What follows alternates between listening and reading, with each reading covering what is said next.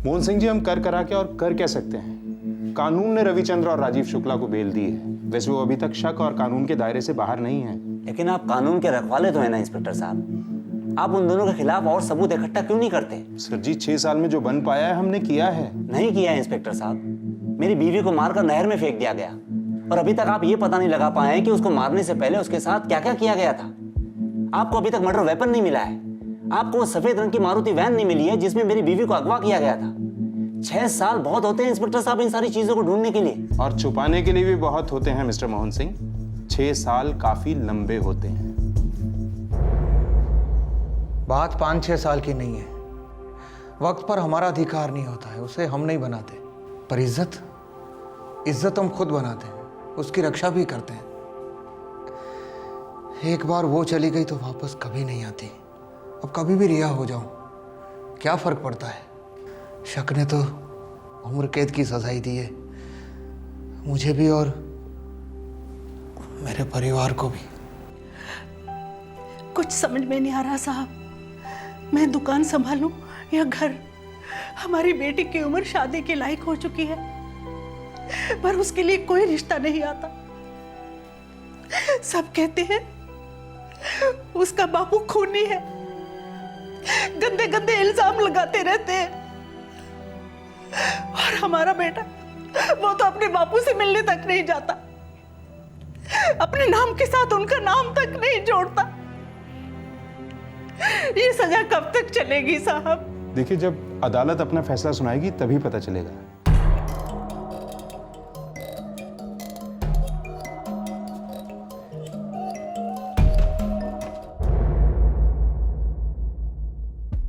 Advocate मसीह, रविचंद्र, आप लोग जो कह रहे हैं वो नामुमकिन है। मुझे भी ऐसे ही लगा था सर, लेकिन ये सच है। 1 साल पहले ही मुझे शक हो गया था कि इस केस की सच्चाइयां कुछ और है, इसलिए हमने अपनी खुद की तहकीकात शुरू कर दी।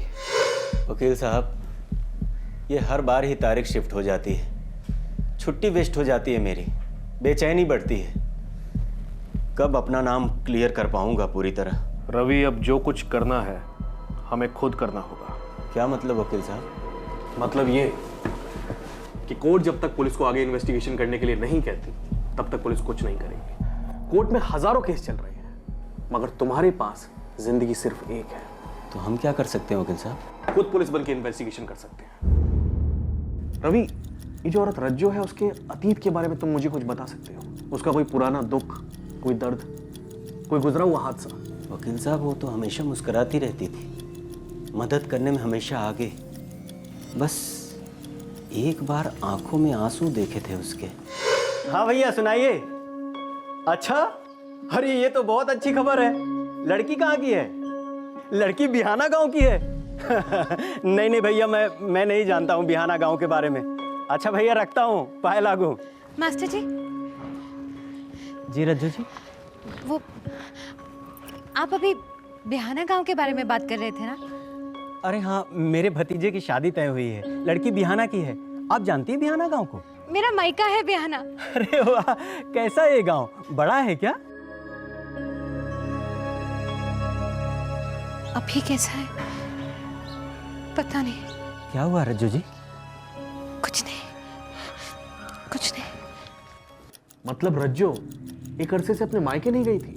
हाँ, हो सकता है। चलो हम चलते हैं। फिर आप दोनों बिहाना गए, क्या पता चला वहां से? एक दूसरे गांव का पता मिला। क्या मतलब? बिहाना गांव के लिए रज्जो जी मर चुकी थी। अगर कोई 7 साल तक गायब रहे तो आपका कानून भी उसे मरा हुआ घोषित कर देता है। मेरी बहन 23 साल पहले इस घर से ब्याह कर गई थी, तब से दोबारा उसने इस घर में एक बार भी कदम नहीं रखा। न उसने खबर दी और न ली। आपने कोशिश भी नहीं की? ताली एक हाथ से नहीं बजती वकील साहब। रज्जो के लिए हम मर चुके हैं, तो हमें भी जिंदा होने का कोई शौक नहीं है। नमस्कार।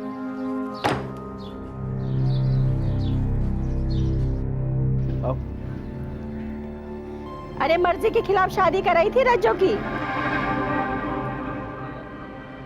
ये आप क्या कह रही हैं? हाँ जी, मैंने सारी बातें सुनी। अब मेरी सुनो। ये जो रज्जो है ना, उसको तो शादी करनी नहीं थी, जबरदस्ती ब्याह दी गई। शादी क्यों नहीं करना चाहती थी? एक स्कूल का मास्टर था विक्रम सिंह, उसके साथ इसकी मंगनी हो गई थी, लेकिन पता नहीं क्या हो गया, मंगनी टूट गई, उसके बाद तो समझो ये जोगन बनने चली थी रज्जो। माँ जी, ये विक्रम सिंह कहाँ पढ़ाता था? बोला तो स्कूल में। नहीं, किस स्कूल में? अब मैं क्या जानूं, स्कूल से मेरा क्या लेना देना। हमें लगा शायद कोई लेना देना हो, 1% चांस तो हो सकता है। स्कूल कैसे ढूंढा आप लोगों ने? 6 महीने तक अलग अलग जिलों के स्कूलों के रिकॉर्ड्स की खाक छान मारी हमने।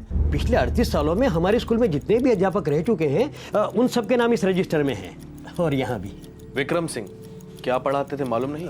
एक भूगोल विक्रम सिंह थे जो इस दुनिया में नहीं रहे बेचारे, और एक खड़ूस विक्रम सिंह थे जो इस दुनिया में रहते हुए भी ना रहे जैसे हैं। क्या मतलब? मतलब अपने आप में खोए रहते हैं। ऐसे खामोश अध्यापक सारे जिले में ना मिले हैं। अभी कहाँ मिलेंगे? अरे वही मंदिर के पास वाली गली में तो रहते हैं। क्या बताऊं सर, रिटायरमेंट के करीब पहुंच चुके हैं और हनुमान जी की उपासना छोड़कर कामदेव जी के भक्त बने बैठे हैं। क्या मतलब? अरे वही के बस 5 साल पहले तो उन्होंने शादी की है।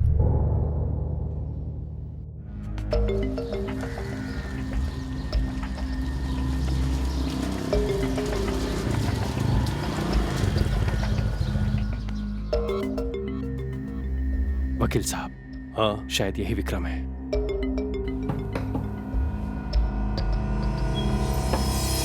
अरे आप आगे। रज्जो जी? हाँ वकील साहब, ये तो रज्जो जी हैं। हाँ, आर यू श्योर? हाँ, रज्जो जी।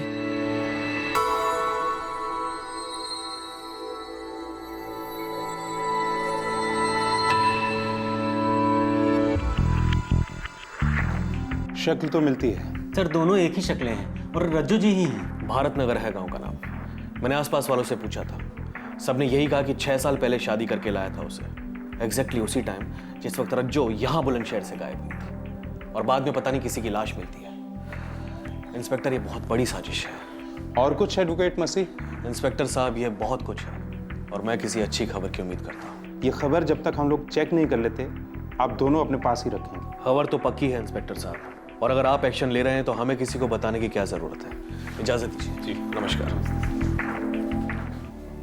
क्या लगता है गजेंद्र? सर, मुझे तो ये सारी कहानी मनगढ़ंत लगती है। लेकिन शक्ल मिलती है। भारत नगर चलने की तैयारी करो। रज्जो की किडनैपिंग और उसकी हत्या के पूरे 6 साल बाद खबर आई कि रज्जो जिंदा है। वो अपने 18 साल पहले के मंगेतर विक्रम के साथ नया घर बसाकर रह रही थी। एक आरोपी और उसके वकील ने ये चौंकाने वाली खबर लाकर दी थी, और बतौर सबूत उन्होंने एक फोटोग्राफ पेश की। लेकिन पुलिस के लिए ये फोटोग्राफ फिलहाल महज एक सुराग था, सबूत नहीं। सबूत उन्हें पुलिस प्रोसीजर्स के तहत इकट्ठा करके अदालत के सामने पेश करने थे। ये केस बहुत ज्यादा सेंसिटिव था, क्योंकि पिछले 6 सालों में 4 परिवारों पर कहर टूट चुका था। 3 आरोपियों का परिवार और एक पीड़ित का परिवार। रज्जो की सच्चाई जानने के लिए पुलिस की टीम तुरंत बुलंदशहर से निकल पड़ी। इस केस का एक नया पहलू उनके लिए इंतजार कर रहा था।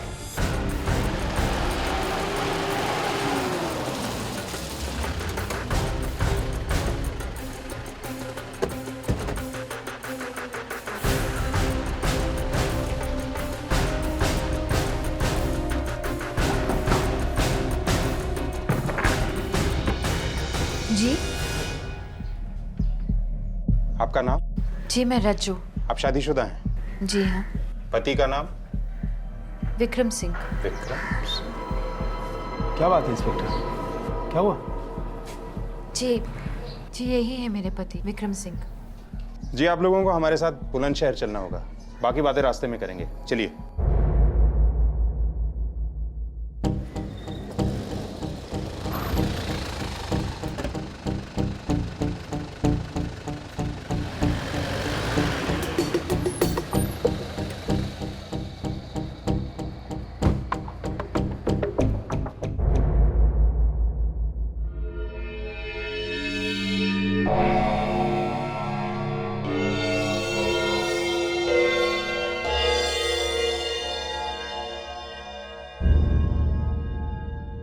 ओम प्रकाश, कौन है ये औरत? रज्जो जी। हवलदार? रज्जू भाभी साहब। मास्टर जी। सर, मैं तो पहले ही बता चुका हूँ। ओपन एंड शट केस है इंस्पेक्टर, मेरे तीनों क्लाइंट्स क्लीन हैं। रुकिए एडवोकेट मसीह साहब, रुकिए। अभी मोहन सिंह जी और सुरजीत ने कुछ कहा नहीं है। मोहन सिंह जी? मैं इस औरत से जानना चाहता हूँ, ये कौन है? हाँ, मैं भी। क्या आप इन्हें वो सब बताएंगी जो आपने मुझे बताया है? मैं इस लड़के की माँ हूँ, रज्जो। आप मोहन सिंह की बीवी से विक्रम सिंह की बीवी कैसे बनी? इस आदमी के शक ने मुझसे मेरा बच्चा, मेरी जिंदगी, सब कुछ छीन लिया। 18 साल मैं इसके साथ रही पत्नी बनकर, इसे अपना सब कुछ दिया, लेकिन इसने सिर्फ शक किया। रज्जो जी, इस बार मेरी तनख्वाह थोड़ी लेट आएगी, किराया 1 हफ्ते बाद दूंगा। कोई बात नहीं मास्टर जी। कोई बात क्यों नहीं है? हाँ, कोई बात तो जरूर है। ये क्या गन चल रहा है तुम दोनों के बीच में? कैसी बातें कर रहे हैं आप? तू अंदर चल, चल अंदर। मोहन भाई साहब, ये ओए साले, भाई साहब भी बोलता है और मेरी बीवी रज्जो पे बुरी नजर भी रखता है। हाँ, चल घर से निकल, तू घर से निकल कुत्ते, वरना मैं पुलिस के पास जाऊंगा, समझे? देख रहे हो ना भाई साहब आप लोग? हाँ, अरे कमीनेपन की हद होती है। मेरी बीवी रज्जो पे नजर रखता है ये आदमी। शिक्षक कहता है अपने आप को, शिक्षक। थू।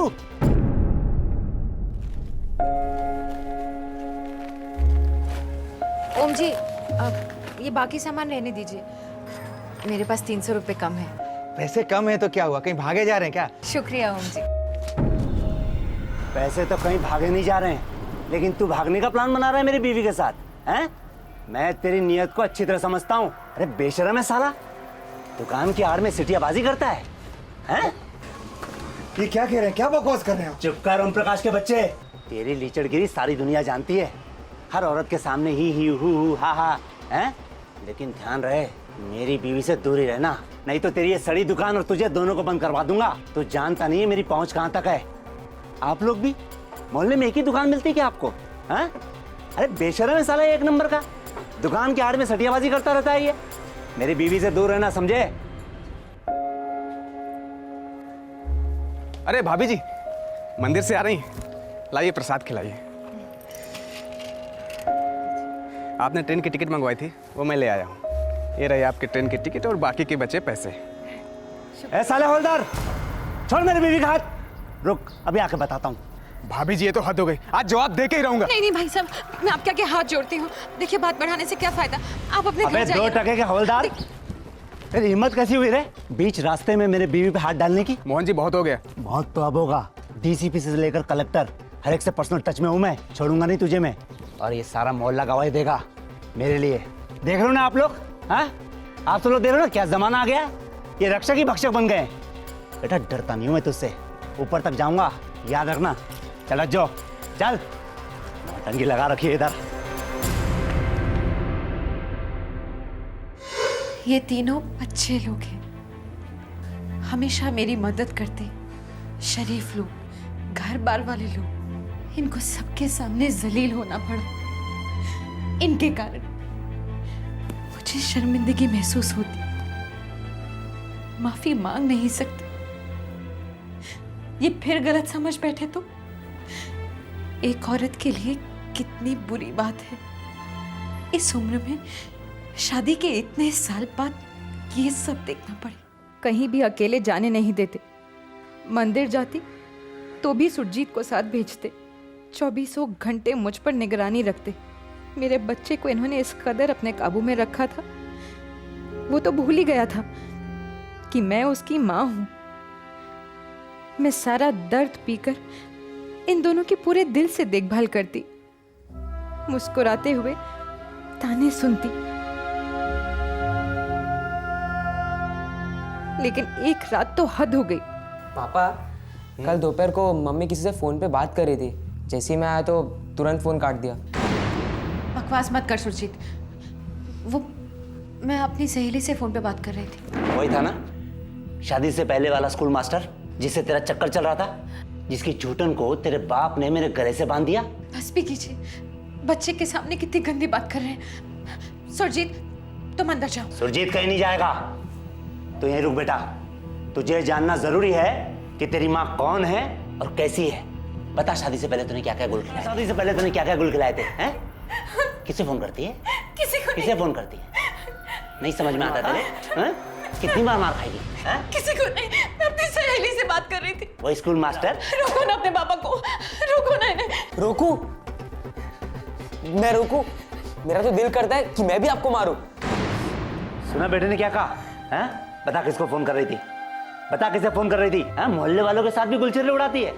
शादी के तुरंत बाद इन्होंने मेरे घर वालों से सारे रिश्ते नाते तोड़वा दिए।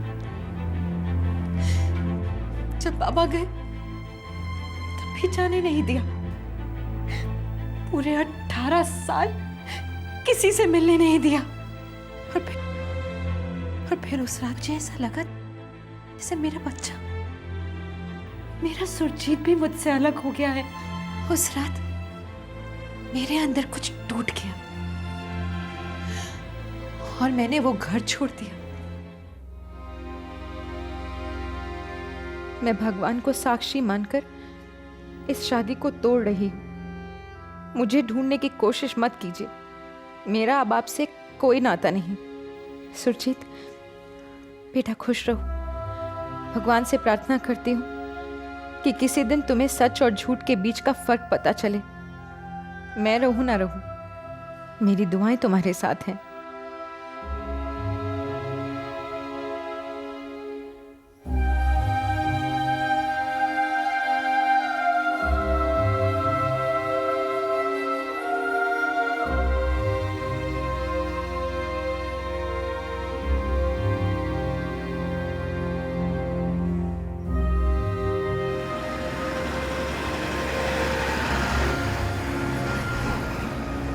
मेरे पास 2 रास्ते थे, या माँ बाप के यहाँ लौट जाऊं या फिर बनारस जाकर किसी आश्रम में भर्ती हो जाऊं। लेकिन भगवान ने तीसरे रास्ते को मेरी ओर भेजा।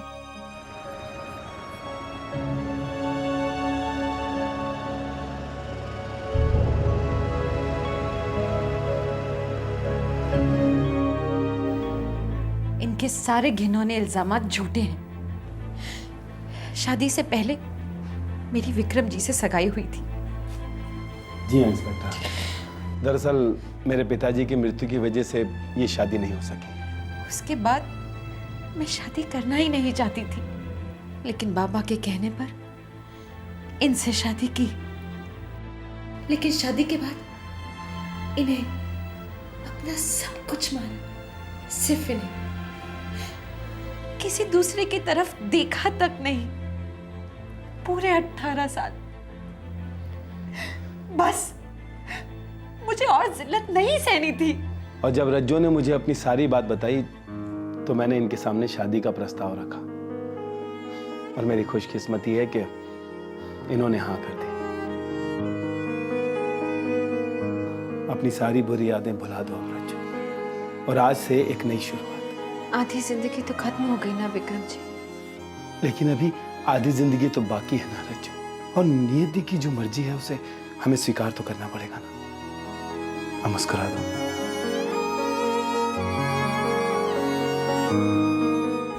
उस दिन के बाद से मैंने आज तक पीछे मुड़कर नहीं देखा। मुझे आज जाकर पता चला है कि मेरे जाने के बाद ये सब हुआ है, लेकिन मैं चौंकी नहीं। इनसे और उम्मीद की भी क्या जा सकती है। लेकिन अगर मुझे पहले भनक होती तो मैं पहले ही इनका पर्दाफाश कर देती। कम से कम इन 3 भले लोगों की जिंदगी तो खराब नहीं होती। इस बयान ने तीनों आरोपियों को भी ताकत दी अपनी बेगुनाही की आवाज बुलंद करने के लिए। एक बहुत अहम सवाल का जवाब सामने आया, आखिरकार ये तीनों आरोपी फरार क्यों हुए थे? पूरे गांव में खबर फैल गई थी कि रज्जो जी अगवा हो गई हैं।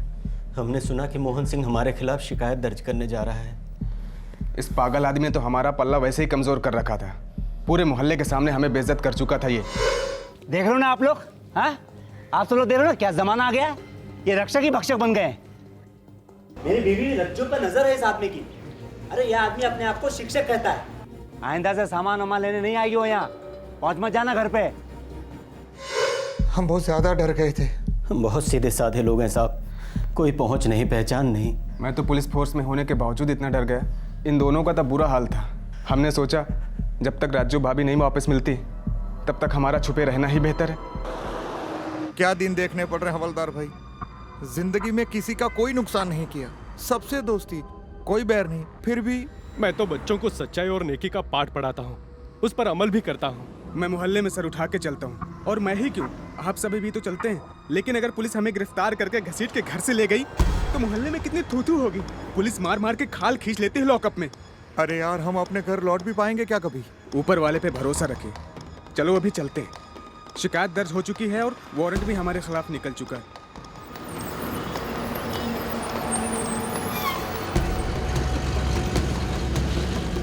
हम रोज भगवान से प्रार्थना करते थे कि रज्जो भाभी के अपहरणकर्ता उन्हें छोड़ दें, ताकि हम इज्जत के साथ अपने घर लौट सकें। बहुत बुरी हालत हो गई थी हमारी, घर वालों की याद, और ऊपर से पैसे भी सारे खत्म हो गए थे। लेकिन 1 महीने बाद जब लाश मिलने की खबर आई तो हमें लगा कि अब और भागने छुपने में कोई फायदा नहीं, कब्रें खुद गई हैं हमारी।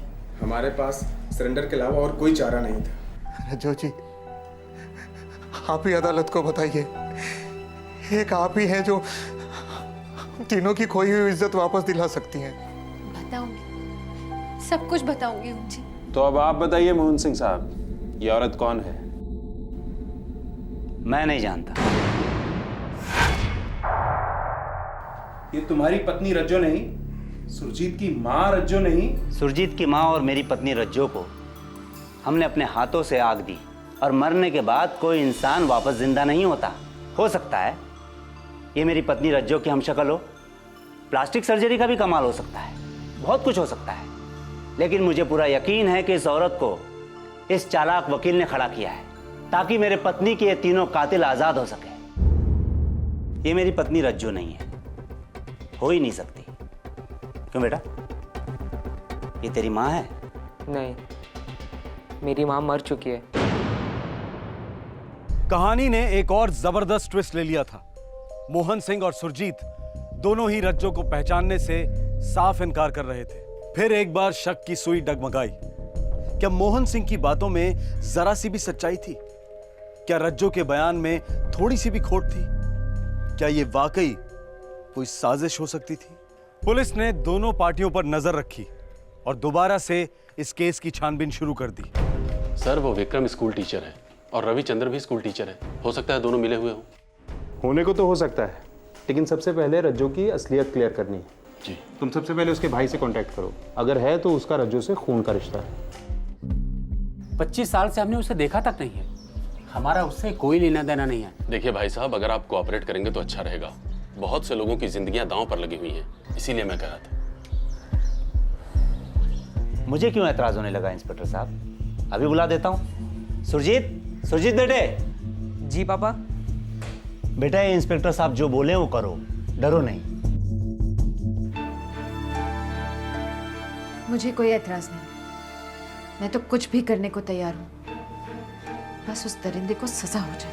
अपने आप को रज्जो कहने वाली औरत, असली रज्जो का बेटा सुरजीत और असली रज्जो का भाई, तीनों का डीएनए टेस्ट करवाया गया। यह टेस्ट शक को यकीन में बदलने वाला था। 4 परिवारों को इस टेस्ट का बेहद इंतजार था और रिजल्ट ने सारे शक दूर कर दिए। रज्जो और उसके भाई का डीएनए टेस्ट मैच हुआ। रज्जो और सुरजीत का डीएनए टेस्ट मैच हुआ। रज्जो वाकई रज्जो थी, सुरजीत की मां और मोहन सिंह की पत्नी, जिससे उसने रिश्ता तोड़ा था। मोहन सिंह, 6 साल तक तुम मेरे केबिन में आकर मुझसे सवाल करते रहे। आज मैं तुम्हारे घर आया हूं, मुझे कुछ जवाब चाहिए। कैसा जवाब? रज्जो की किडनैपिंग और लाश की सच्चाई क्या है? वो तो 6 साल पहले ही मैं आपको बता चुका हूँ। 6 साल पहले मैंने और मेरी टीम ने 3 बेगुनाह लोगों को जानवरों की तरह पीटा, उन पर केस किए, उनकी जिंदगियां बर्बाद हुई। तुम्हारी जिंदगी मेरे लिए बहुत कम मायने रखती है, तो चुपचाप सच बोलोगे तो शायद जियोगे। अरे रज्जो, रज्जो,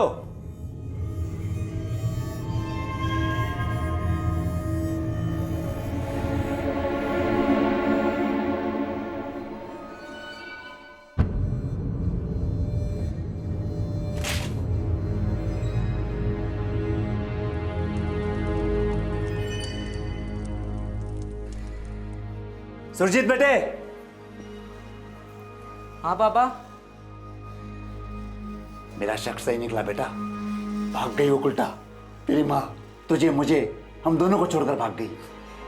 भाग गई बेटा। नहीं नहीं पापा, ऐसा नहीं हो सकता पापा, अभी नहीं जा सकती पापा, नहीं ऐसा नहीं है।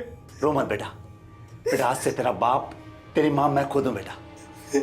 बेटा मैं जैसे बोलूंगा वैसे ही करते जाना, करेगा ना बेटा? जैसा कहोगे वैसा ही करूँगा पापा। फिर मैंने पूरी झूठी कहानी बनाई किडनैपिंग की और आपके पास आकर एक झूठी रिपोर्ट लिखवाई। मैंने अपने बेटे सुरजीत को अपनी तरफ कर लिया था और मुझे पूरा यकीन था कि वो हमेशा मेरा साथ देगा। उन तीनों के नाम ही क्यों लिए, किसी और के क्यों नहीं? क्योंकि वो तीनों मुझे सबसे ज्यादा खटकते थे। मेरी बीवी उनसे सबसे ज्यादा घुल मिलकर बातें किया करती थी। बातें किया करती थी, सिर्फ बातें, शराफत से। मानो या ना मानो, मेरी बीवी बेवफा थी। वो बेवफा नहीं थी, बल्कि तुम बीमार थे, अब भी हो। शक की बीमारी से ही मरोगे तुम। लावारिस लाश की शिनाख्त में तुमने उसे रज्जो कहकर क्यों पहचाना? क्योंकि मैं जानता था मेरी बीवी रज्जो कभी वापस नहीं आएगी। मोहन जी, एक लाश मिली है, आपको शिनाख्त के लिए बुलाया है। हे भगवान। सर मैं आपको बता दूं, लाश बहुत बुरी हालत में है। लाश को पहचान पाना बहुत मुश्किल है। अपनों को तो किसी भी हालत में पहचाना जा सकता है। आप एक मिनट रुकिए, मैं अपने बेटे को साथ ले चलता हूँ। 2 जन रहेंगे तो हिम्मत बनेगी और पहचानने में चूक नहीं होगी। सुरजीत, बेटा सुरजीत। बेटा एक लाश को पहचानने जाना है, बस कहना मम्मी है और ज्यादा जानने की जरूरत नहीं है। जी पापा, जैसा आप कहें। आर्निया के एक तालाब से मिली है लाश। पोस्टमार्टम की रिपोर्ट कहती है कि मौत कई दिन पहले हुई है। देखिए मोहन साहब, लाश काफी सड़ चुकी है। क्या कर दिया था तेरे साथ उन लोगों ने? उन तीनों कमीनों पर मर्डर और किडनैपिंग का चार्ज लगाकर मैं आधी लड़ाई तो वैसे ही जीत चुका था। ऊपर से उन तीनों बेवकूफ़ों का भागना मेरा काम आसान कर गया। मर्डर का केस बनते ही उनके टेंटवे दब चुके थे, हमेशा हमेशा के लिए। हमेशा हमेशा के लिए तो बस एक ही चीज रहेगी, तुम्हारे शक की बीमारी, जो तुम बखूबी अपने बेटे को भी दे चुके हो। मुबारक हो, जश्न जेल में ही मनाना, पूरी उम्र पड़ी है।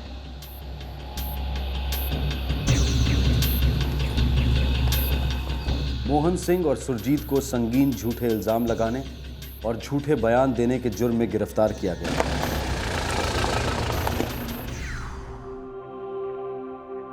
दोनों पर मुकदमे चलेंगे और 10 साल की सजा होने की संभावना है।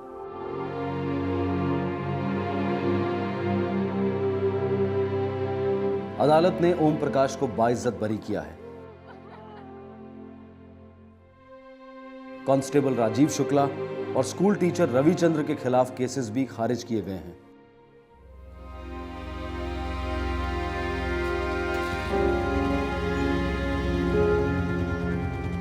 रज्जो विक्रम के साथ खुश तो है, पर अपने बेटे की याद और बुरे दिनों के सपने उसे आए दिन डिस्टर्ब करते रहते हैं। शक का शिकार जिंदगी भर तड़पता है।